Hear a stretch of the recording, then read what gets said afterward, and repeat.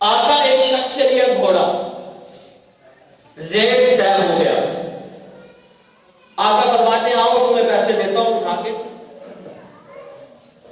آقا گھوڑے پہ سوار پیچھے پیچھے آ رہا ہے،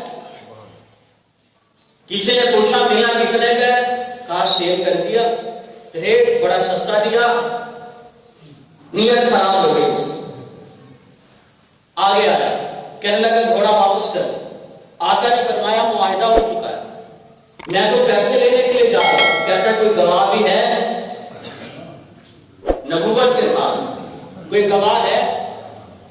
اب گواہ تو کوئی نہیں تھا، صحابہ ہیں لیکن صحابہ گواہی کیونکہ موقع پہ نہیں تھے۔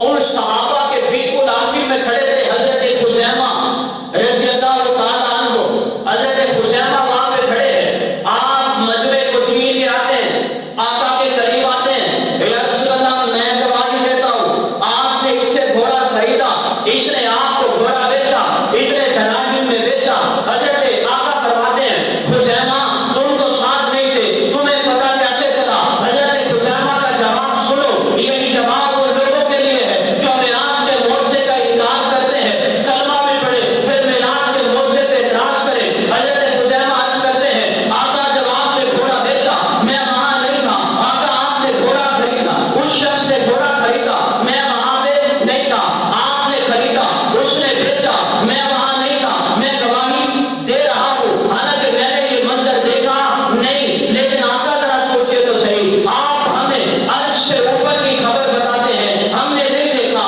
ہم مان لیتے ہیں، آپ نے ہمیں رب کے بارے میں بتایا، ہم نے نہیں دیکھا، ہم مان لیتے ہیں۔ آقا جس طرح آپ کی بتائی ہوئی خبروں کو ہم مان لیتے ہیں، اسی طرح آپ کی زبان نبوت سے نکلے ہوئے جملوں کو بھی ہم مان لیتے ہیں۔ میں گواہی دیتا ہوں میرے آقا نے سچ کہا تھا، آقا نے گھوڑا خریدا تھا۔